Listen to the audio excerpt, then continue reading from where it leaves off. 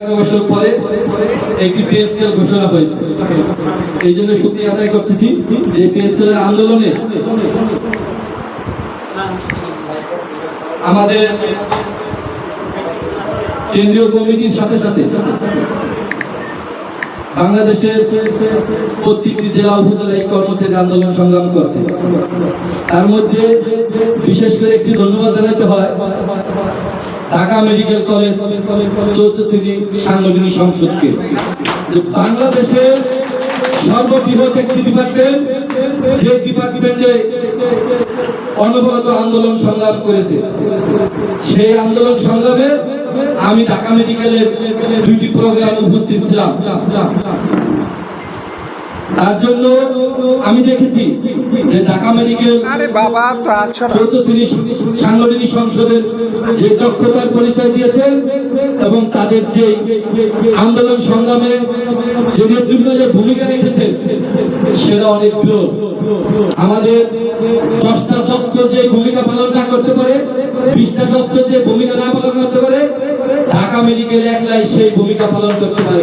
আবারও কৃতজ্ঞতা জানাচ্ছি ঢাকা মেডিকেলের সাংগঠনিক সংসদকে। ধন্যবাদ ঢাকা মেডিকেল সাংগঠনিক সংসদকে। প্রিয় নেতৃবৃন্দ, আমরা দীর্ঘ 11 বছর আন্দোলনের ফসল আমরা আজকে ঘোষণা পেয়েছি, কিন্তু এখনো গ্যাজেট পাই নাই। আমরা গ্যাজেট পাইলে বুঝতে পারবো যে আমরা কি পেলাম কি পেলাম না। তারপরে শুকরিয়া আদায় করতেছি বর্তমান সরকারের প্রতি। সরকার বাজেটের প্রথম অধিবেশনে বাংলাদেশ সরকারি কর্মচারীদের কথা চিন্তা করেছে, তাদের পে স্কেলটা ঘোষণা করেছে। তাই আমাদের বাংলাদেশ ৪র্থ শ্রেণী সরকারি কর্মচারী সমিতি কেন্দ্রীয় কমিটির পক্ষ থেকে বর্তমান সরকারকে ধন্যবাদ জানাচ্ছি এবং কৃতজ্ঞতা প্রকাশ করছি যে আজকের বাজেট অধিবেশনে সরকারি কর্মচারীদের ব্যাপারে তারা যে পে স্কেল ঘোষণা করেছেন। ধন্যবাদ বর্তমান সরকারকে এবং সাথে সাথে আমাদের প্রত্যেকটা দপ্তর ইউনিট কমিটি যারা দীর্ঘ আন্দোলনের সংগ্রামে আমাদের সাথে ছিলেন এবং আমাদেরকে উৎসাহিত দিয়েছেন, আমাদেরকে শক্তি যোগাইছেন। আমি পাশাপাশি ধন্যবাদ জানাচ্ছি আমাদের প্রত্যেকটা জেলা এবং বিভাগীয় জেলা শাখা এবং উপজেলা শাখার যে সমস্ত নেতৃবৃন্দরা আমাদের সাথে আন্দোলন সংগ্রামে ভূমিকা পালন করেছে। তাই সকল জেলার নেতৃবৃন্দকে আমাদের কেন্দ্রীয় কমিটির পক্ষ থেকে ধন্যবাদ জানাচ্ছি। প্রিয় নেতৃবৃন্দরা, আমরা এই পে স্কেল ঘোষণা হয়েছে বলেই যে আমরা ঘরে বসে থাকবো, আমাদের সব পাওয়া হয়ে গেছে, আসলে কিন্তু নয়। কারণ আপনারা জানেন যে বাংলাদেশের একটা মরণ ব্যাধি ক্যান্সারের রূপ নিচ্ছে এই কর্মচারীর রূপে, সেটা হলো আউটসোর্সিং তথা একটি দৈনিক মজুরি ভিত্তিক কর্মচারীদের। আমরা সরকারকে আহ্বান জানাবো বাংলাদেশের প্রত্যেকটা দপ্তরেই একটি মরণ ক্যান্সার ধারণ করে দিয়ে গিয়েছে বিগত সরকার, সেই আউটসোর্সিং তথা বাতিল করে প্রত্যেকটা দপ্তরে যে শূন্য পদ আছে শূন্য পদে লোক নিয়োগ করার জন্য আমি অনুরোধ জানাচ্ছি।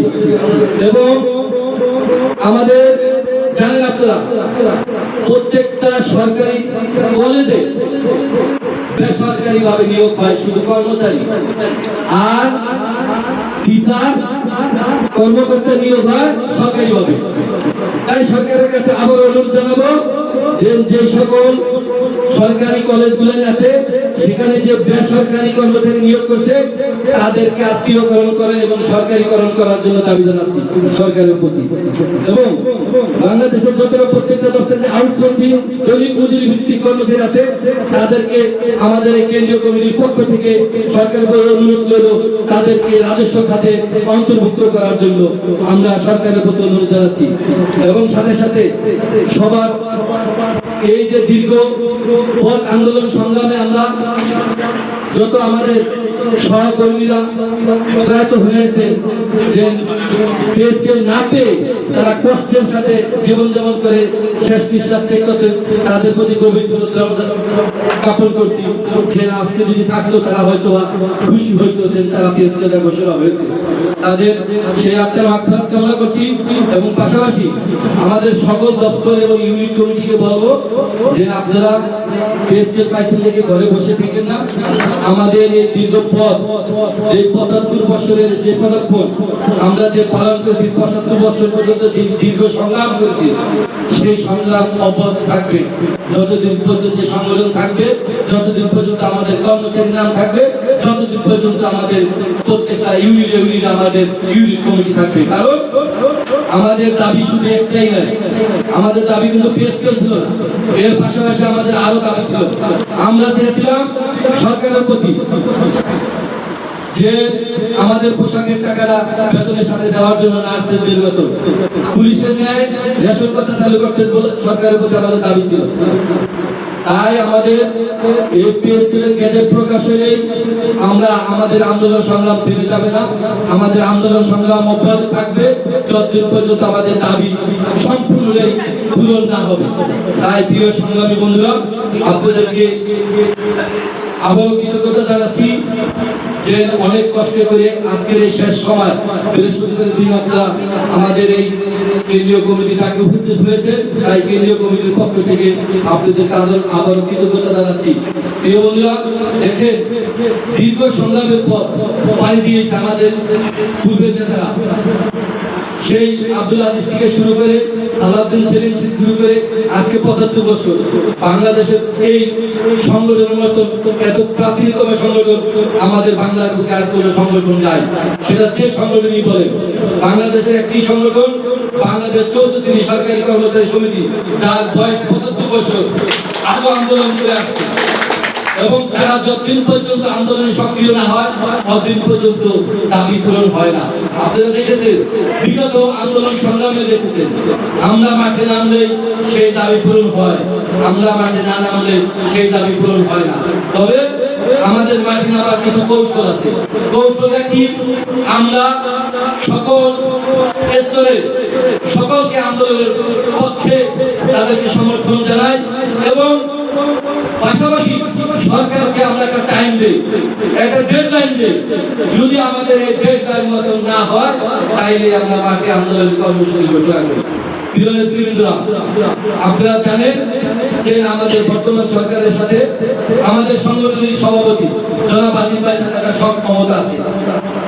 আমরা বলছি আমরা মাঠে আন্দোলন চাই না, আমরা টেবিল চক চাই, আমরা উদ্যোগের মহলে আমাদের কথা কানে কানে পৌঁছতে চাই।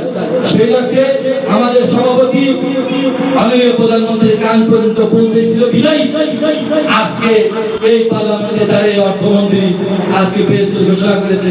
তাই আমরা আবারও করতালির মাধ্যমে আমাদের সংগ্রামী সভাপতিকে ধন্যবাদ জানাতে চাই। সংগ্রামী সভাপতি জানেন আমরা শুধু চাই কি যে আমাদের এই কর্মচারীরা শুধু একটা গায়ে বাঁধতে বাঁচার মতন অধিকার, বাচ্চাদের লেখাপড়ার অধিকার, আমরা চাই বাপ মার চিকিৎসার অধিকার। আমরা কোনো রাজপ্রাসাদে ঘুমাতে চাই না, আমরা এসি রুমে ঘুমাতে চাই না, আমরা এসি গাড়িতে ঘুমাতে চাই না। আমরা কি চাই? শুধু একটা ডাল ভাত খাওয়ার মতো একটি পেয়েছে, যে পেয়েছের মাধ্যমে এই সরকারি কর্মচারীরা একটা ডাল ভাত খেয়ে বেঁচে থাকতে পারে।